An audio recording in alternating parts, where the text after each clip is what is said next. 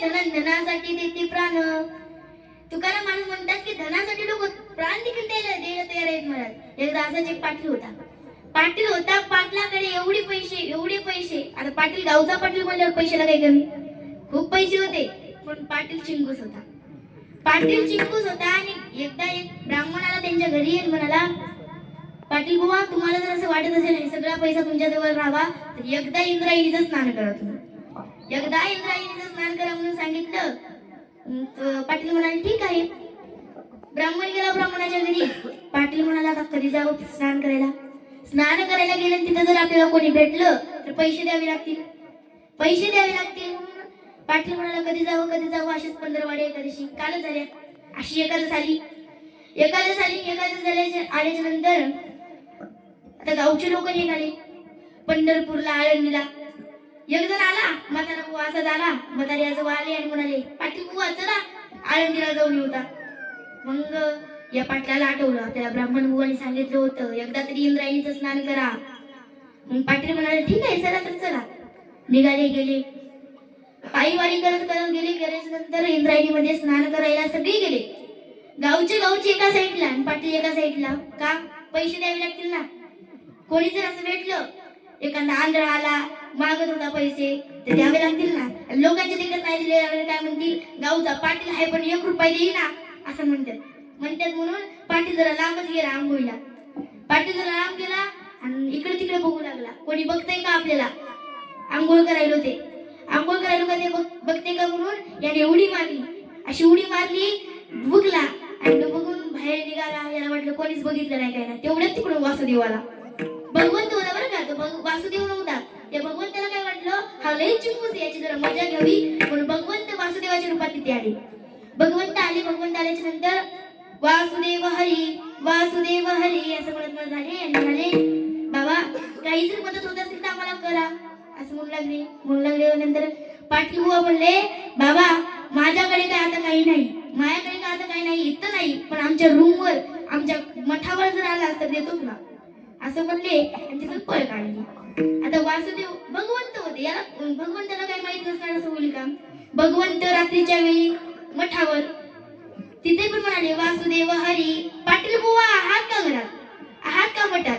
पाटील बुवा बाहेर आले म्हणाले वासुदेवा मला माफ करा पण इथेही मी पैसे आणले नाही आमच्या घरी यावं लागेल.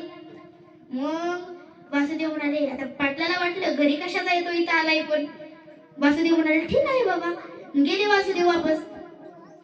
तर पाटील गेला घरी गेल्याच्या नंतर आता 2 दिवस झाले घरी गेला आणि मग वासुदेव एका दिवशी आले. भगवंताने पुन्हा वाजला पाटील आहात का घरात.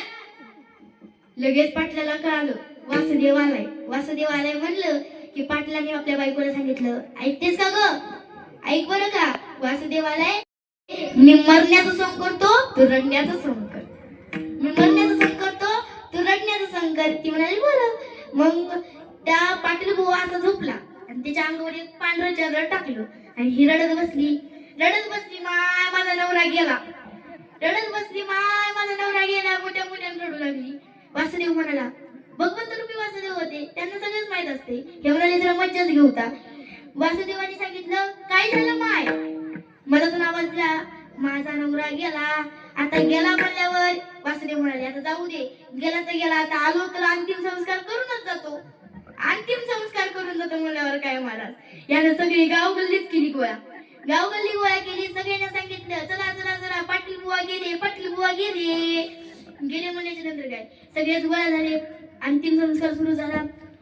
बघता 4 खांदी दिली त्यांना.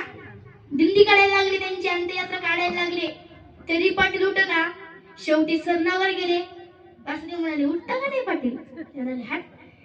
उठता का नाही हात. शेवटी सरणावर ठेवलं तरी उठता का नाही हात.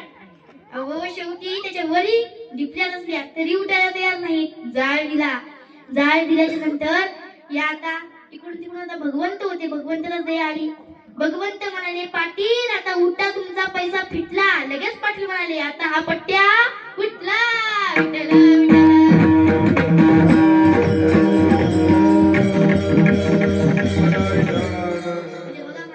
पैशासाठी जर तो माणूस मरायला लागला असता किती द्यायचे असते. तर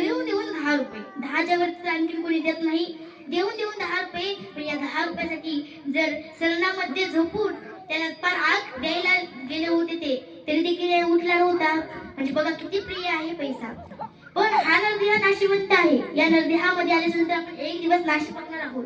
मग या ह्याचा काही फायदा नाही महाराज. या संसाराचा विचार करून देखील काही फायदा नाही. मग या भवसागरातून जर आपल्याला पार पडायचं असेल तर काय करावं लागेल?